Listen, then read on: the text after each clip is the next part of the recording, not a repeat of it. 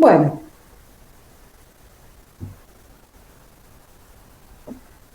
hasta acá entonces comentaba que era, digamos, como la idea de jugar en una suerte de ensayo, poder transmitirles un poco el valor que tiene para mí, digamos, y que es lo que me impulsa a estar dentro del área de adolescencia en distintas cátedras, de pensar la arista, ¿no? El campo de la pedagogía con el campo de la adolescencia, es decir, de qué modo el docente puede ofrecerse en su práctica como una práctica subjetivante o como una práctica desubjetivante, específicamente cuando se trata de trabajar, digamos, con un adolescente, ¿no? La mirada que tenemos sobre ellos.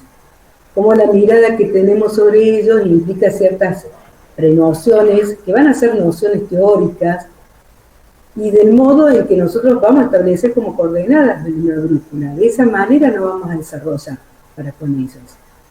Entonces no es lo mismo verlo siempre como lo conflictivo, lo ineducable, lo imposible, a poder tener, digamos, una creación en un tiempo de formación profesional, la creación de una caja de herramientas conceptuales que permitan ampliar la mirada y cómo a partir de esa herramienta que permite, digamos, como pensar el trabajo específico de un educador en ese encuentro, ¿no? En donde no se va a establecer estrictamente una relación, podríamos decir, causa-efecto, sino más bien la idea de pensar el vínculo y ese entre como una sustancia viviente en la cual se van a jugar aspectos psíquicos, dialécticos de uno y del otro. Esos aspectos psíquicos tienen que ver con las múltiples formas de proyecciones y del campo transferencial, ese concepto del psicoanálisis, que van a aportar, podríamos decir, la posibilidad de leer ciertas situaciones, digamos, que se establece dentro del campo educativo, ¿no? Que no solamente el estudiante proyecta sobre el docente, sino que el docente también proyecta sobre un sujeto en específico, particular, o un grupo específicamente o particularmente. Y que esa proyección hace más a la constitución fantasmática que al fenómeno que se está desarrollando. Ser consciente de eso nos permite dar cuenta de esto, ¿no? Desde un punto de vista psicoanalítico, que nosotros los educadores también portamos un psiquismo, que nuestro psiquismo también está constituido por dos legalidades, la legalidad del inconsciente y la legalidad del sistema preconsciente-consciente. Entonces, que no es que solamente recibimos cosas del otro, sino que nosotros somos parte de ese barro, de ese campo, porque lo pulsional está puesto en ambos, ¿se comprende? Y ya Freud nos ha advertido de que hay tres profesiones que son de carácter de lo imposible, son del orden de lo imposible: gobernar, educar y analizar. ¿Por qué? Porque siempre da cuenta de que el trabajo de gobernar, educar y analizar implica hacer algo con lo inacible, que es lo pulsional. No se puede gobernar la pulsión, porque lo pulsional es de carácter acéfalo. Así que nuestro trabajo es un trabajo empeñoso. ¿Cómo vamos hasta acá?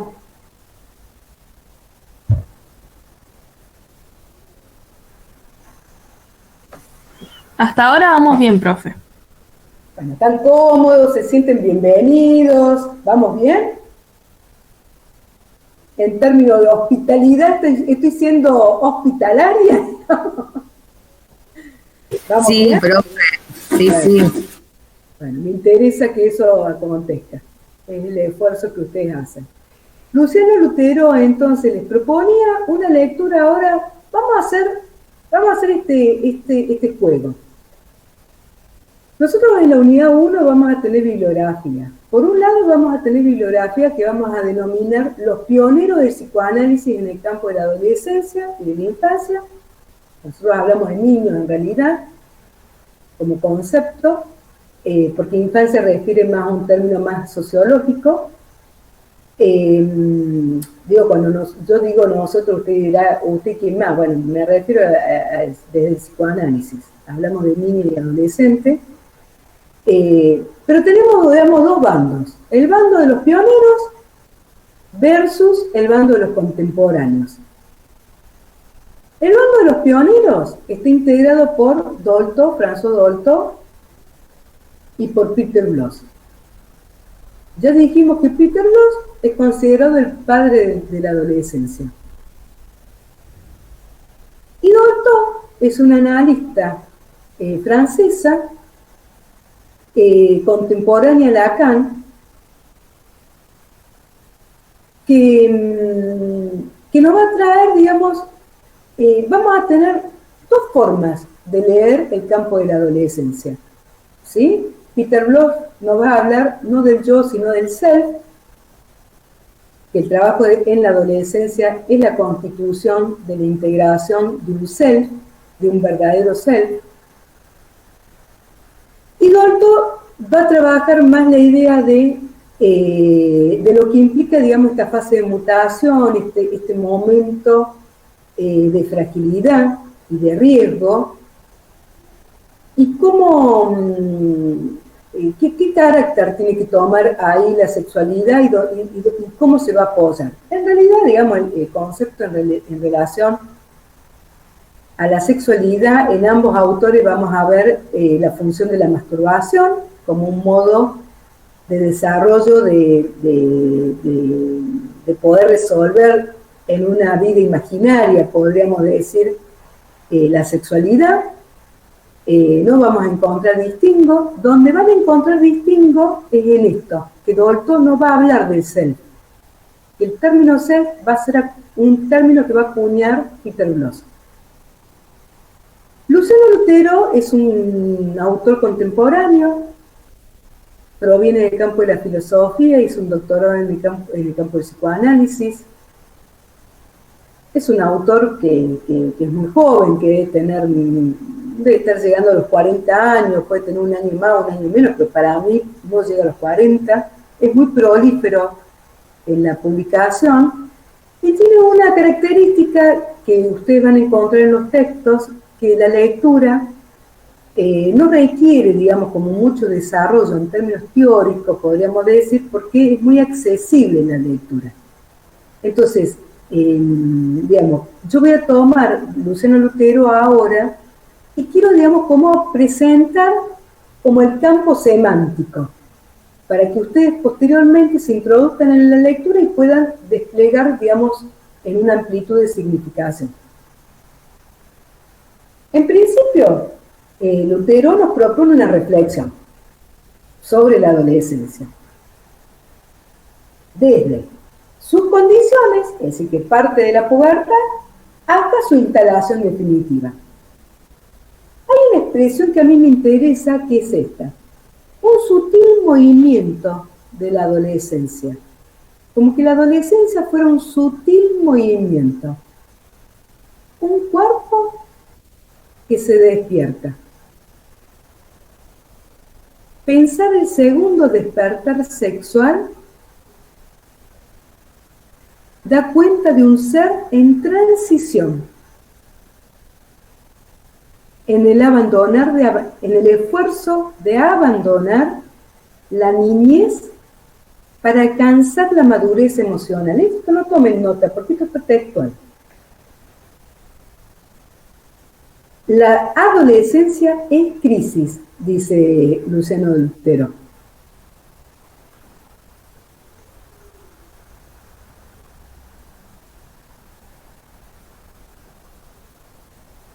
Ya que en su transcurso, miren qué bonito esto, se decide una vida, se elige la vida. ¿Qué voy a hacer? ¿Quién soy? ¿Qué voy a hacer? ¿Qué me gusta? ¿Qué quiero? Miren qué bonito, ¿no? Se elige, en el transcurso se decide una vida, se elige la vida. Bueno, tomando esta expresión de Luciano Lutero, ¿con qué pueden jugar ahí? Como algo novedoso.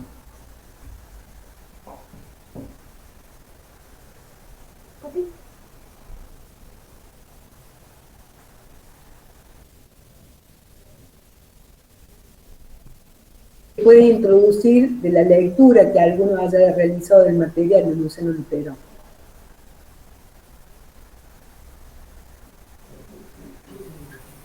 Profe, ¿puede ser la constitución de su identidad? A ver, Melissa, ¿cómo Hola, profe. Sí, yo iba a decir también de que ese autor empieza diciendo, hace como una... Ay, no me sale, como enlaza, por ejemplo, la primavera como la pubertad, no sé si eso, y sí, sí, empieza a hablar de, bueno, de como decías vos, del despertar, y está bueno el texto porque habla, cita canciones también, me parece, y como un lenguaje bastante cotidiano. Me gusta la verdad. exactamente. Si Luciano Lutero arranca el texto con esos raros peinados nuevos, haciendo, digamos, como una analogía con el texto de Charlie. Estaba entre Pete y Charlie hoy. Estaba por poner el tema esos raros. Pero bueno, después por Pete. Porque en realidad lo que quería introducir es esa idea, ¿no? Que él lo que dice es que la época está traducida en letras, en música, y que justamente que los adolescentes se arman bajo esos semblantes, que lo que implica es dar cuenta, y esto es una expresión lacaniana, el segundo despertar sexual en términos de la primavera, porque la primavera tiene que ver con el brote, con la idea del brote, ¿no? Entonces, también podríamos decir que los adolescentes tienen riesgo de brotarse psíquicamente, de provocar estallidos psíquicos, a partir de que justamente esto que les decía inicialmente, ¿no? Que si el trabajo de la latencia no ha acontecido en su modo de hacer algo con lo erógeno y poder crear recursos de organizaciones defensivas para el yo, frente a este nuevo brote puberal, y el psiquismo se va a encontrar frente a un estallido en el cual le va a ser muy difícil poder hacer algo con eso. Por eso es que, digamos, esta idea de la primavera, ¿no? Tomar esa dimensión de la crisis, del embate para el yo, que implica, digamos, el crudo y de forma introspectiva, digamos, la irrupción, ese es el término, de irrupción de lo pulsional. ¿Alguien se anima a hacer algún aporte más de Luciano Lutero?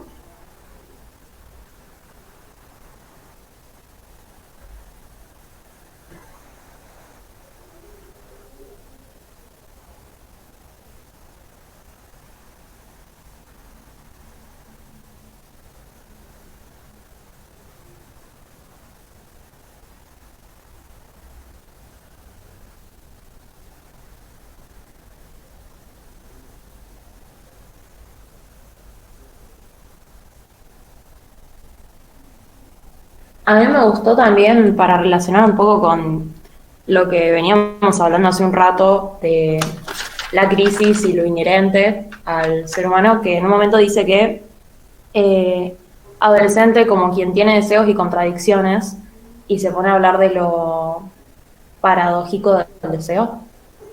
Eso yo lo puse ahí como una relación, no sé si está del todo correcta.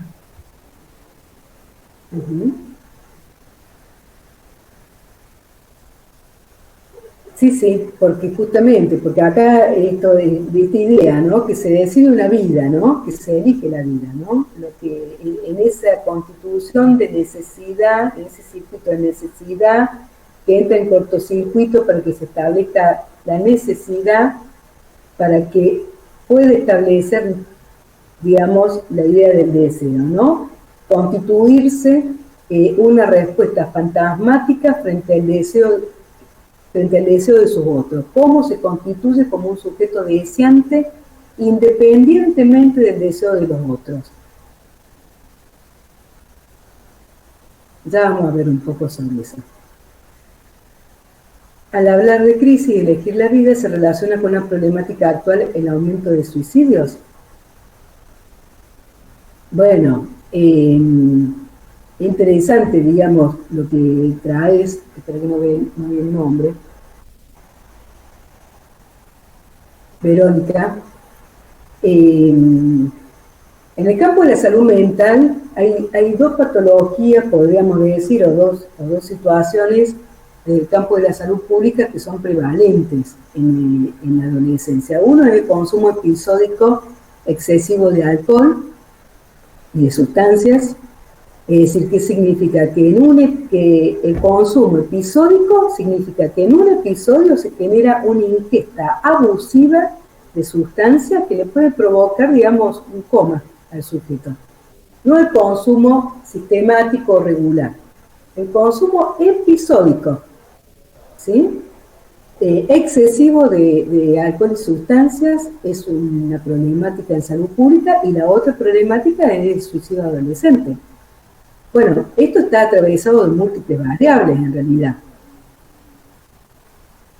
Sí, pero Elga, sí, ingresa. Yo ingreso todos. Está atravesado por múltiples factores porque, bueno, nosotros partimos de la idea que adolescente, podríamos hacer un acuerdo, es aquel sujeto que al menos en Occidente está escolarizado.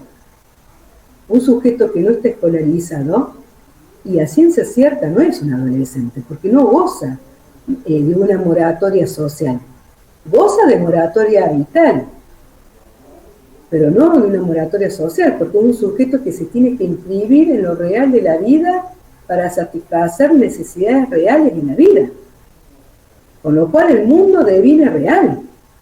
Es diferente a la transición adolescente, en donde el mundo del adulto es fantasiado, es imaginarizado, y donde hay una moratoria social en donde el adolescente va imaginarizando formas de sostenerse la vida con otros.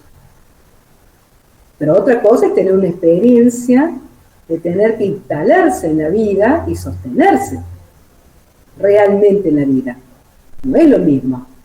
Entonces, lo que quiero decir con esto es que pensar en el suicidio, pensar, digamos, en el consumo episódico excesivo de alcohol implica, digamos, una multifactoriedad de factores, porque, bueno, implica la cuestión de los modos de satisfacción de la época, esta liquidez con la cual gozar es a partir de la compulsión al tener y poseer determinados tipos de objetos, y cómo esto está, digamos, complicado en la actualidad, cómo implica, digamos, pensar en esto de las formas de poder tramitar el campo de lo pulsional cuando, bueno, no todos los sujetos cuentan con una organización yoica que le permita hacer algo hacer sublimatoriamente algo con el carácter de lo pulsional. Entonces, la propensión, digamos, la tendencia al acting out, o al pasaje del acto, que sería, digamos, el suicidio. Todo lo que se presentan, digamos, como la idea de cortes, de por qué aparecen los cortes, todo lo que tenga que ver con conductas autolesivas en el campo prioritario de la pubertad y la adolescencia, con mayor rareza, digamos, en el campo de la niñez. digamos, por qué es el cuerpo lo que deviene como el cuerpo sufriente, y por qué el cuerpo es donde aparece como el escenario en donde se generan esas marcas, esos intentos de, digamos, como decir, abrir el cuerpo para que el cuerpo drene, crearse sufrimiento externo en el cuerpo para que el cuerpo, lo interno del cuerpo drene, como intentos fallidos de ligadura. Digamos, es el cuerpo lo que está problematizado. En este sentido, y retomando tu expresión al decir de Dolto piensa, digamos, la adolescencia no como algo lineal, sino que justamente que la adolescencia se va a prolongar como las proyecciones que los jóvenes, ella habla de jóvenes, reciben de los adultos. Esperen que quiero cambiar. Muchas gracias, profe. Bueno,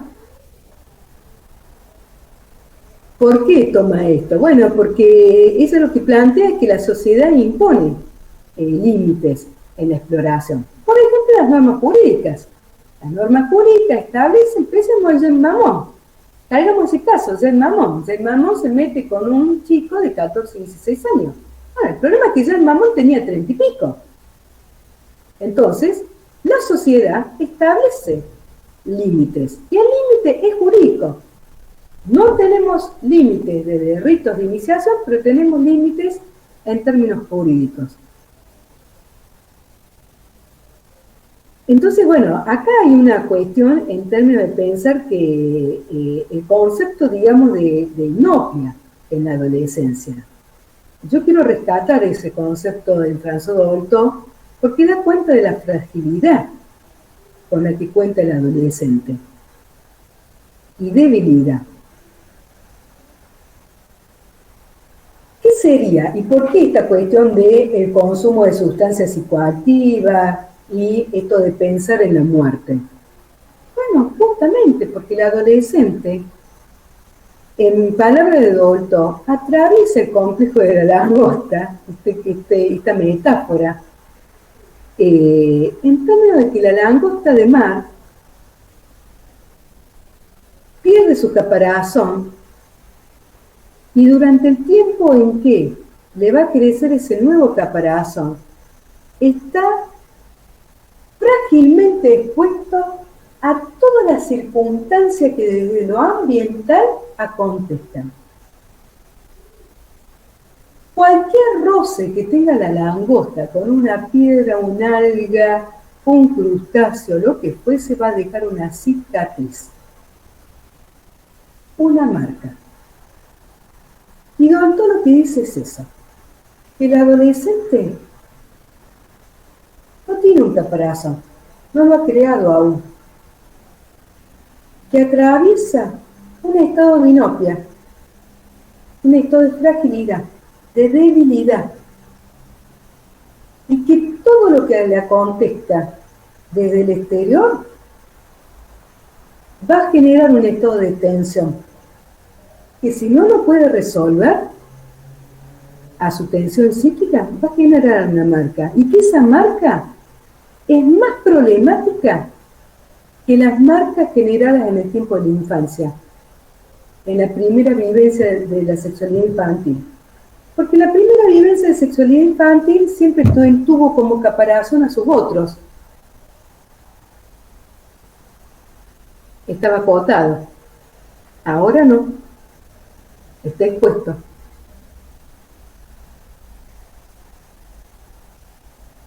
Porque hay un cambio en el papel que juegan sus otros, ¿no? La escuela, la familia. Hay un cambio muy significativo para el adolescente. Entonces, todo ese tipo de relaciones va a generar una marca.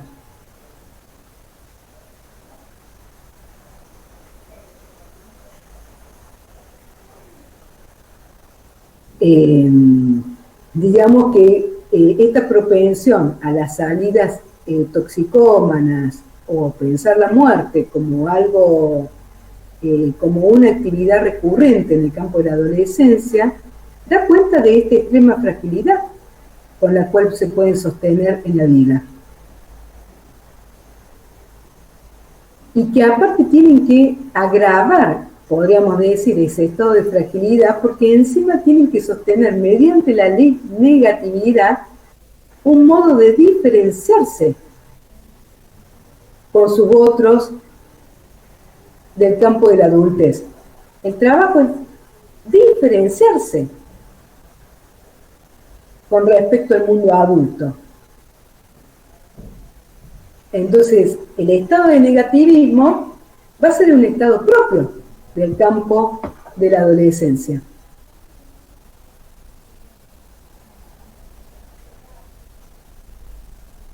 Dolto tiene una expresión que es muy interesante, que dice que la sexualidad podría ser un recurso para los adolescentes.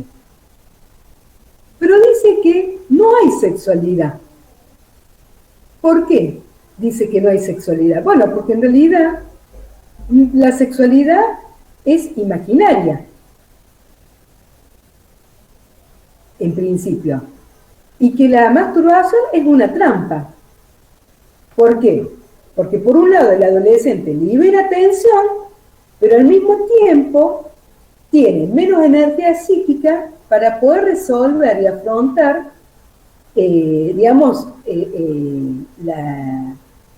las dificultades propias de la vida. ¿Sí? ¿Se comprende esto? O sea, que la sexualidad es un recurso para el adolescente. Pero que al mismo tiempo el adolescente no tiene sexualidad, porque la sexualidad es de carácter imaginario. Y lo que dice es que la masturbación tiene una función, que es una trampa, porque por un lado le permite liberar sus tensiones psíquicas, pero al mismo tiempo no le permite, por la propia descarga, resolver los embates provenientes del mundo externo. Entonces, la sexualidad como recurso solo provee la descarga. Y que la sexualidad, en términos del sostenimiento en la masturbación, es a partir de la fantasía. Y la fantasía ahí tiene un acompañamiento. Entonces dice que, bueno, que la fantasía tiene una función, que es la de anticipar el encuentro real con un otro. Y mediante el fantaseo, el sujeto puede anticiparse a una acción, que es la de encontrarse en el encuentro con un otro.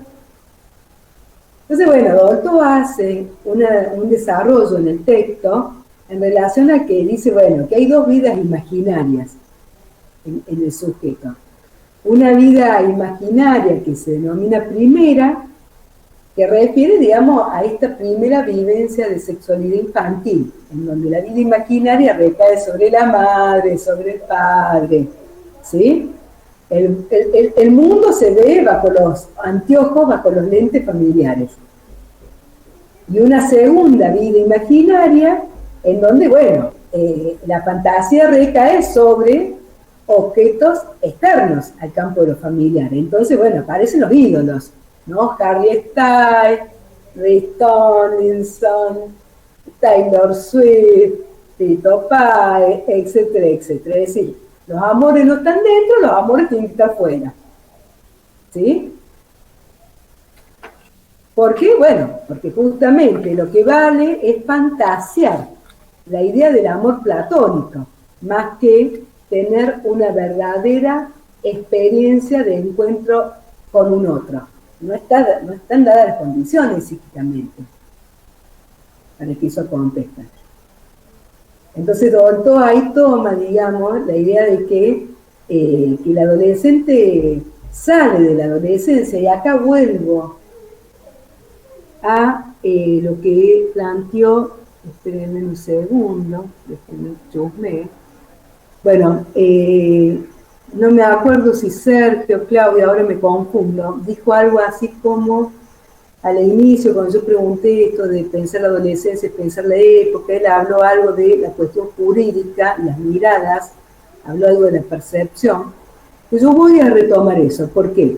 Porque él habló de que hay una adolescentización de la adultez. Entonces yo le decía, bueno, depende cómo uno lo piensa, esto, depende de la línea teórica que uno tome, no siempre se habla de la adolescentización de la adultez. Todo lo que dice es que la salida del adolescente es cuando es capaz, el adolescente es capaz de soportar la angustia que le genera a los padres de que él no elija el camino que sus padres esperan de él.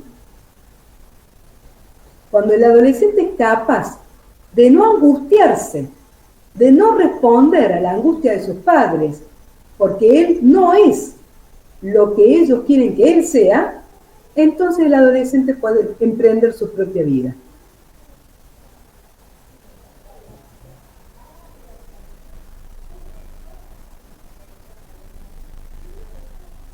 ¿Alguien quisiera agregar antes algo más sobre Dolto? O lo que piensan, o lo que han leído, o lo que han leído en otras cátedras.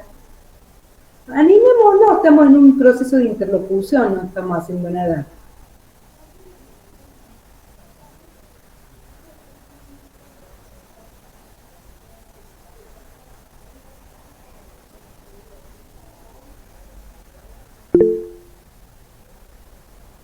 Dale, Patrick. En mi caso, bueno, yo no leí los textos, pero tiene que ver con la denominación que a veces se les hace a los adolescentes, que le llaman generación de cristal. ¿Usted qué piensa de eso? ¿Que está bien o es algo muy, ¿cómo se llama?, rotulante para ellos? Bueno, en realidad lo que pienso es que cada época tiene formas rotulables para ascribir lo generacional, digamos, lo que muestra, digamos, como ciertas formas de poner en juicio lo generacional, y que en realidad, digamos, cada sujeto es quien es, bajo la luz de una época. Está claro, digamos, de que no es lo mismo, como el impacto que puede surgir del uso de redes y el uso, digamos, de nacer con un celular en la mano y en una era digitalizada, que eso es lo que va a promover, podríamos decir, a pensar en términos de Peter Bloch, como para ir introduciendo la bibliografía del programa, una distancia entre una brecha generacional y un conflicto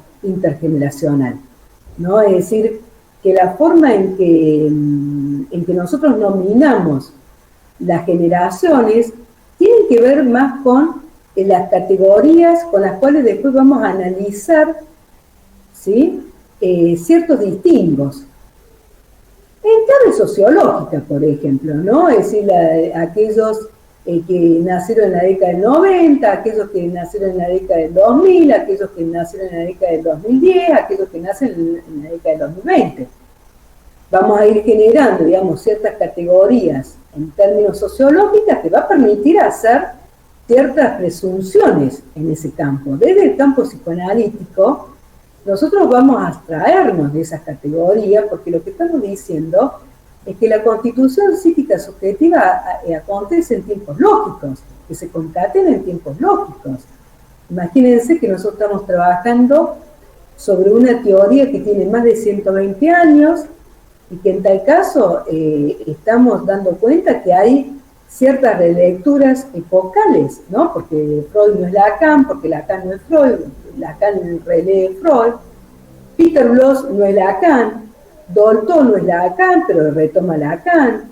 Es decir, bueno, la mirada que tengan los teóricos van a estar, digamos, asentadas sobre un corpus teórico, en este caso estrictamente del psicoanálisis. Lo que opino sobre eso es esto,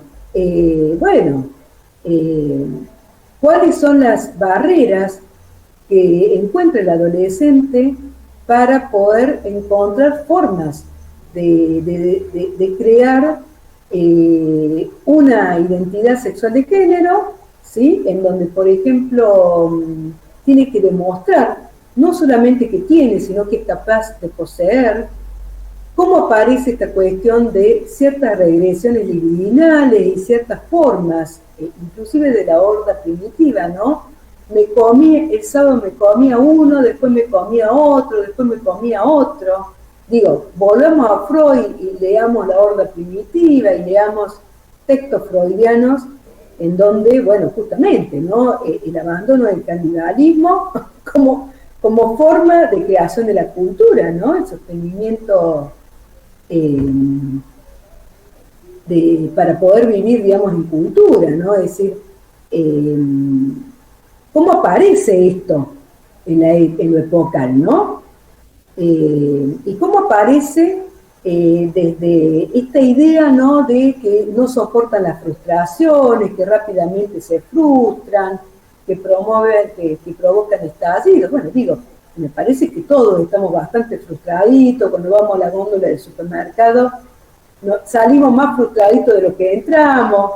Me parece que hay una cuestión epocal, digamos, que nos atraviesa como sujeto de la época, y que creo que a mayor capital simbólico, menor capacidad de transmitir contenidos culturales que se pueda otorgar, digamos, a las generaciones como portadoras de sentidos que permitan significar la experiencia, ¿no? Es decir, en este sentido, el papel de la escuela me parece que es fundamental, porque el campo social, la función del campo social, otorga significantes, otorga significaciones, otorga sentidos en la transmisión de contenidos culturales. No solamente transmite contenidos culturales, sino que transmite sentidos, significaciones.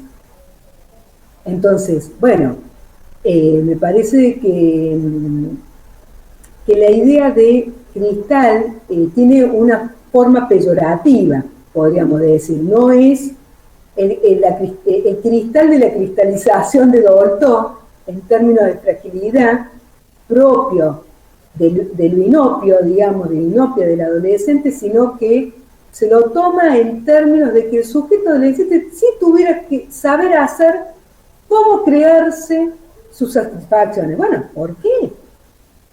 ¿Por qué tendría que saber? Si el tiempo es justamente para crearse esa reorganización de nuevos modos de satisfacción. Entonces me parece que es una forma peyorativa, a mi entender. No digo que esto diga un psicoanalista, digo yo como psicoanalista, Silvina Cerrone, pienso que es peyorativo. Abandonaría, digamos, como esa forma, porque ya implica la idea de que el otro no rápidamente provoca estallido. Y yo diría, claro, y sí, el otro está en situación de provocar estallido porque la época no le está ofreciendo sentidos ni significaciones que le permitan, ¿sí?, poder crearse nuevas formas sublimatorias para sostenerse. De hecho, si hasta nos ponemos un poquito, digamos, a pensar en viejas discusiones que hemos tenido hace una década atrás, hemos hablado hasta del papel de la televisión en términos de erogenizante del cuerpo infantil. Es decir, que la televisión, ahora ya no hablamos de televisión, ya nos parece algo, un recurso totalmente obsoleto, porque estamos hablando de redes sociales y de toda una exposición, pero lo que planteamos, recuerdo, digamos, como punto central, es el carácter de los más medias en términos de transmisión de lo sexualizante en una época en donde había que salvaguardar el psiquismo del erotismo, de la exposición indiferenciada. Bueno, esto sigue estando, de alguna manera, con las redes sociales, ¿no? Y el modo en que esto aparece, ¿no?, como formas inclusive hasta de trampa, qué sé yo, estos juegos, ¿no? La ballena azul, ciertos juegos que se van, digamos, como masificando globalmente, en donde justamente un sujeto, dada su fragilidad, podría fácilmente tomarlo como un modo de elaborar, digamos, sujetos de tensión psíquica, lo que no logra responder de otro modo. Acá en Roca, digamos, en el Valle Medio, tuvimos la experiencia hace un par de años de sujetos adolescentes que iban entramando en una suerte de ritos, un juego que tenía que ver con cuestiones satánicas, del dibujo, que no sé qué cosas, que se reunían en el cementerio de Choel o de Lamarque, y hacían un juego, y entonces ponían una fecha y una hora en donde un adolescente se tenía que suicidar. Tremendo fue, tremendo. Entonces, digo, pensar en esto, que son cristales, de manera peyorativa, yo te diría, es desatender la función que tenemos los adultos en términos de acompañar las adolescencias y de crear condiciones de igualdad frente a la desigualdad y a la diversidad que atraviesan los adolescentes y los niños.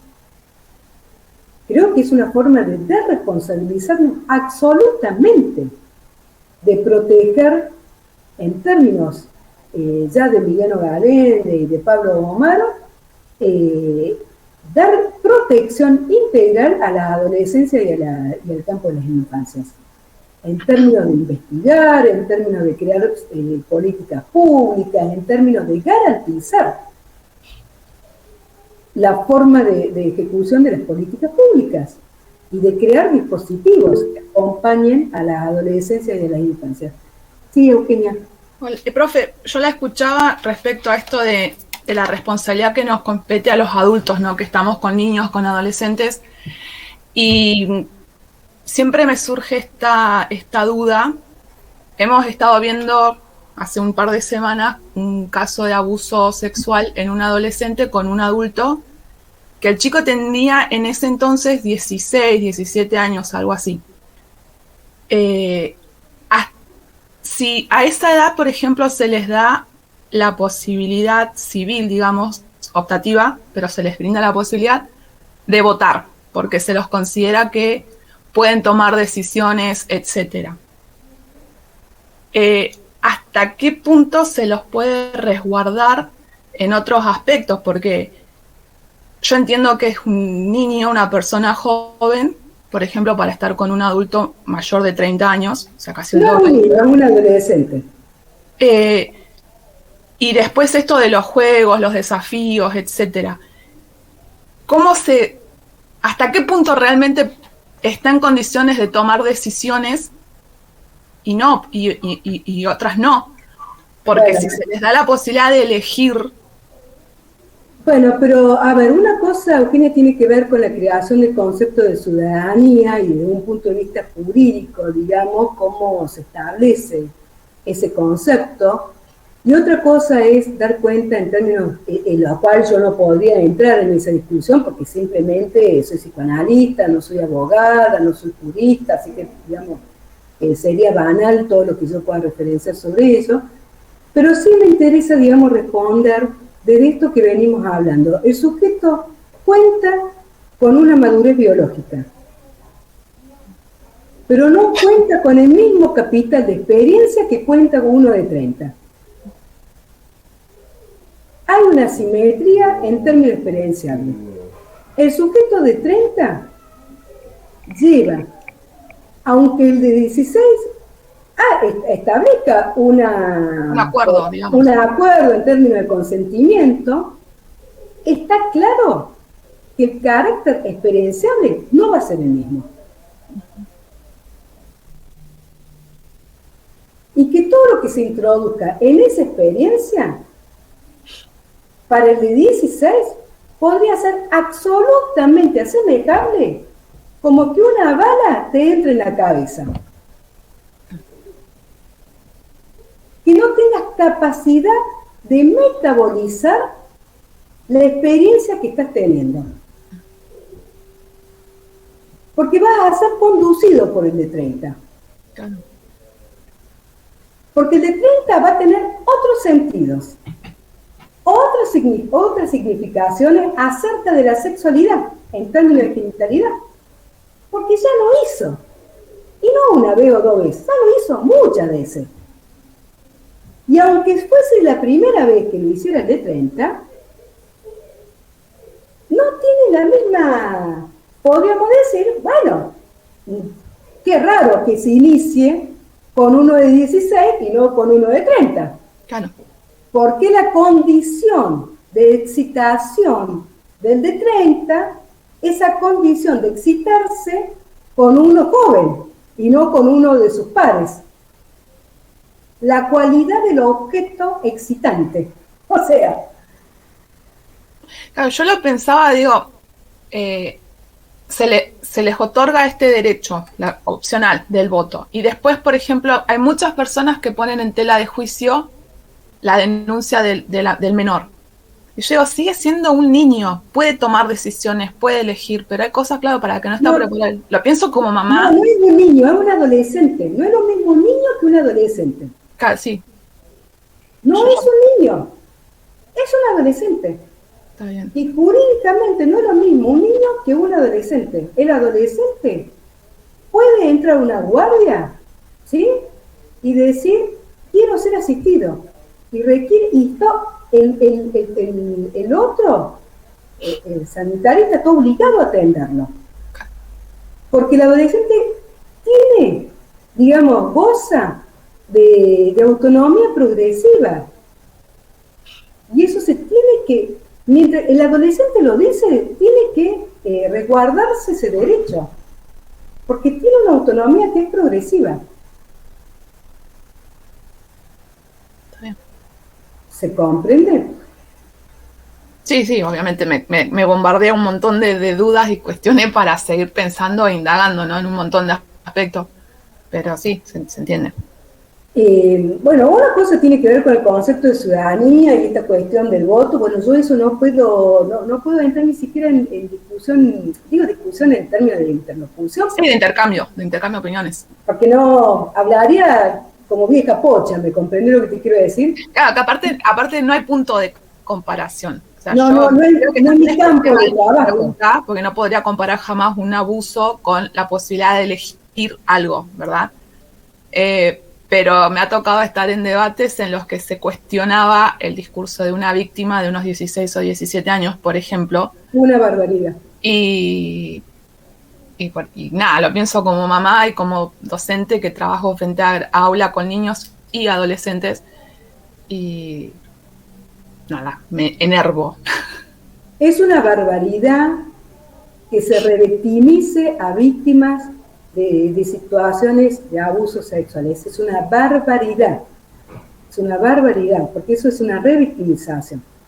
Sí. El sujeto puede decir lo que dice a partir justamente de la vivencia de un trauma. Eso puede acontecer 10, 20, 30 años después. Porque la vivencia de un trauma es asemejable a que una bala te ingrese en el cráneo, que genere una perforación, un agujero. Es decir, es insimbolizable, ¿me comprendés? Vos tenés una experiencia que no la podés simbolizar en palabras. Que va a quedar como un agujero negro. Profesora, perdona, ahí en ese punto yo quería preguntar, ¿no? Porque entiendo que los traumas de la niñez muchas veces despiertan, me parece que tiene que ver con esto que está explicando, despiertan en la adolescencia, o sea que un niño puede transcurrir toda su niñez, digamos, apacible, y quizás una situación de abuso o no de abuso, una situación de incomodidad en lo sexual que quizás cuando el sujeto es más grande y puede tener conciencia de lo que le pasó y analizar que no estuvo bien esa situación, recién ahí en su adolescencia o en su juventud, al tomar conciencia, es como que se manifestara el trauma o algo así, no sé si lo estoy explicando bien, pero que queda latente, ¿podría ser también? Sí, es muy interesante, Elga. Lo voy a retomar para introducir Peter Bloss. porque esto que vos decís, señalás como ciertos de restos de traumas residuales, Claro, justamente en el campo de la adolescencia, lo que Peter Bloch nos trae, digamos, como el segundo proceso de individuación, es que va a haber un colapso que va a ser pasajero en la adolescencia y donde estos restos de traumas de la infancia se van a resignificar en el campo de la adolescencia. Y que justamente ahí el trabajo de las funciones yoicas es justamente poder tender a una reconstitución final. Es decir, integrar, crear una maduración, digamos, que integre los aspectos desintegrados del yo. claro. Sí, es como si el estallido se provocara años después, ¿no? Cuando el sujeto toma conciencia real de la situación en la cual estuvo, y eso es muy común, y por eso también entiendo que las denuncias de ese tipo no tienen caducidad. No sé si es el término exacto que estoy usando, porque la verdad que desde lo legal no lo conozco con precisión, pero me parece que tiene que ver con eso también, ¿no? De dar la oportunidad de cuando el sujeto se da cuenta de aquello que le sucedió, que lo pueda denunciar, ¿no? Sí, bueno, a ver, no podemos, a ver, una cosa es pensar, digamos, el abuso sexual y todo digamos, todo lo que compromete, digamos, la idea del trauma psíquico. Yo no quisiera quedarme ahí porque en realidad, digamos, no es nuestro capital hoy en la clase, implica, sí, digamos, partir de ciertas nociones teóricas que anteceden para poder como presumir con qué conceptos teóricos vamos a hablar. Yo abandonaría esa idea. Yo vuelvo a tomar la idea de la sexualidad, ¿sí? Abandonemos lo que tenga que ver, digamos, con el abuso sexual infantil, porque vamos a hacer no vamos a ser rigurosos teóricamente, eso es lo que quiero decir. Bien.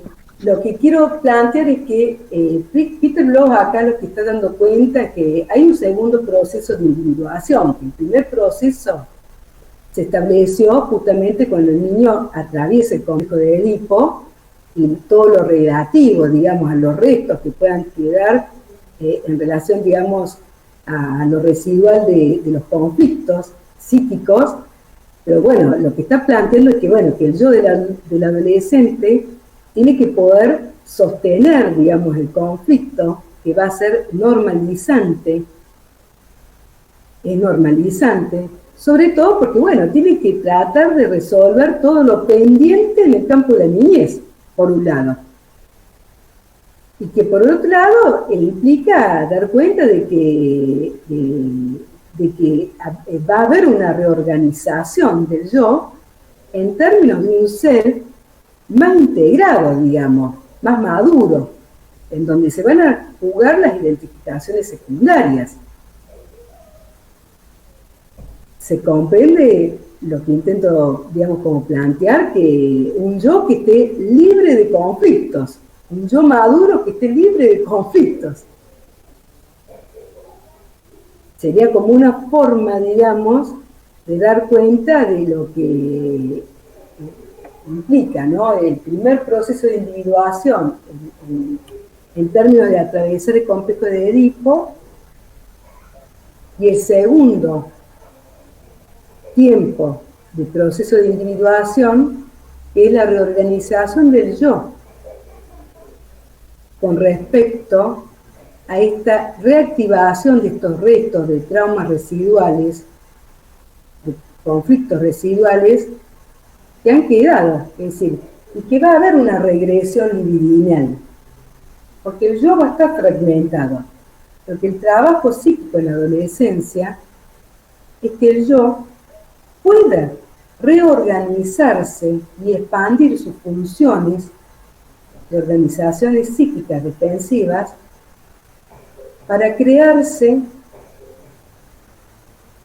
un sostenimiento, podríamos decir, maduro. Por eso es que el conflicto es normalizante en Peter Bloss. El concepto de self,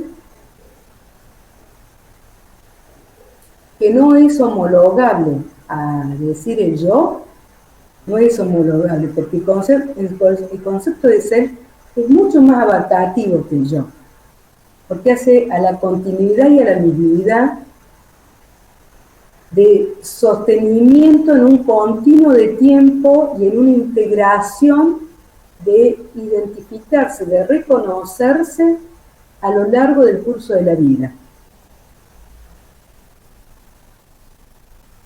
El concepto de self es mucho más abarcativo que el yo. Pero ahí traten de seguir la pista en Peter Bloss de poder tomar la idea del proceso digamos, de individuación.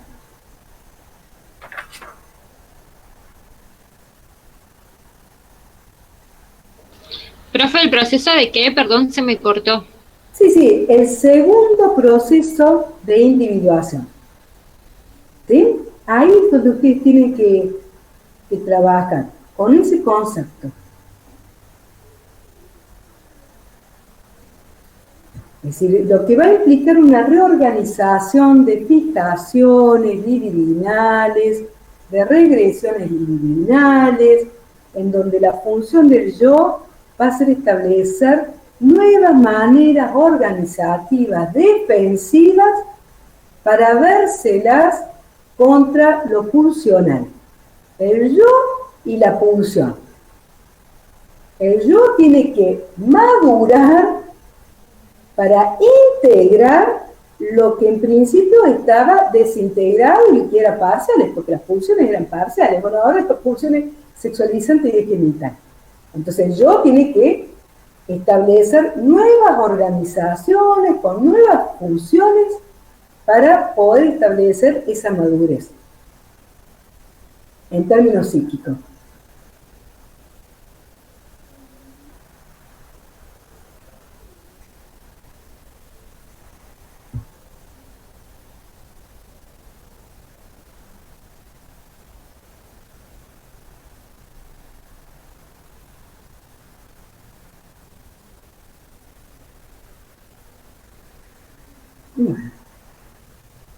Bueno, en palabras de Bomaro, reintroduciendo esto que hablamos recién, que me parece interesante, esto, ¿no? Y que inclusive jugando, ¿no? Esta idea de la brecha generacional, el conflicto intergeneracional y la idea del adulto, digamos, desde una perspectiva ahora, digamos, introduciendo la variable, ¿no? Perspectiva de derecho, que es lo que introduce esta unidad 1 como paradigmas en tensión, distintos paradigmas de tensión, distintas formas para pensar, digamos, el campo de la niñez y la adolescencia. Estrictamente hoy trabajamos sobre la adolescencia porque es nuestro capital de programa. Quiero leer esto, que está en palabras de Emiliano Galende. Las desigualdades múltiples configuran condiciones de vida precarizadas para las infancias y adolescencias y juventudes que las experimentan.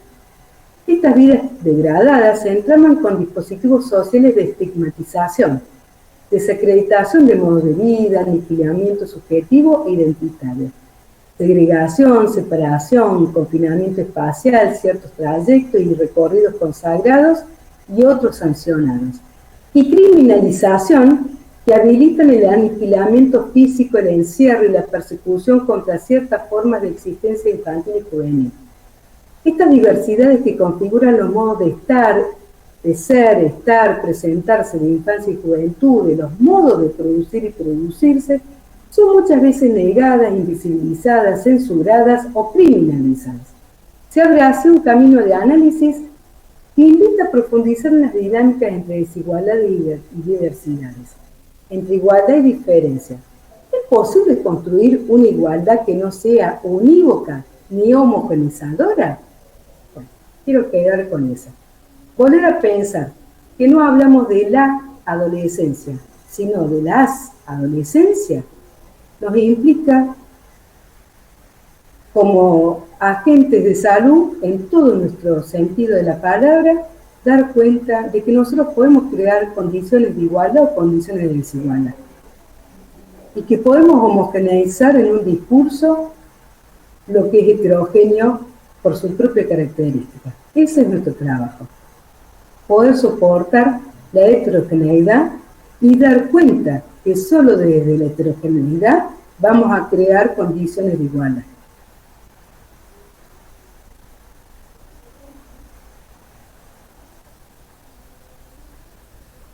Bueno, hasta acá he pensado de la clase de hoy. Buenísimo, profe. Está bueno, justo ya empieza la otra clase para algunos de nosotros. Ahora 14:30. Creo que ahí estuvo re bueno poder entender desde algunas partes que son nuevas o complejas. Así que bueno, gracias por la propuesta y esperamos las actividades. Yo por mi parte me retiro. Muchas gracias. Bueno, Bárbara, gracias. Bueno, ¿les parece que trabajemos haciendo los encuentros? Sí. Sí, perfecto, profe, muchas gracias. Bueno, agradezco el acompañamiento. Nuevamente somos bienvenidos, somos todos bienvenidos, somos todos novedosos en la cátedra. Yo desde este lugar que me toca hoy, mi interés supremo es que nos mantengamos en contacto. Está el sitio de PETCO para que ustedes vayan estableciendo las preguntas. Y nos reencontramos entonces en la clase en el mes de junio, el día viernes. Recuerden que tenemos un doble encuentro y vamos a trabajar la bibliografía de la unidad número 2. Profe, una última pregunta porque no lo leí en PETCO. ¿Hay horarios de consulta? No, la verdad que no he estipulado un horario. No he estipulado un horario de consulta. Sí propongo que se establezcan consultas y en tal caso, digamos, poder acordar de acuerdo a la semana y la realidad de esa semana, ¿sí? Decir, bueno, los puedo esperar en tal hora, tal horario, etcétera, etcétera. Bueno, ¿sí? Listo, gracias. No porque me quieran de responsabilizar, simplemente porque las semanas son muy dinámicas. Entonces, qué sé yo, la semana que viene, por ejemplo, tengo 4 mesas de exámenes. Claro. Entonces no puedo destinar un horario que voy a saber de antemano que lo voy a tener que suspender. Sí, semanalmente, hagan ustedes por favor el pedido por aviso o por mensaje y bueno, y haremos un encuentro. Lo voy a publicar ese encuentro, cosa que se puedan, digamos, sumar la mayor cantidad. Perfecto. ¿Sí? Gracias. Bueno, cariños, Buen fin de- bienvenidos. Chao, profe, muchas gracias. Chao.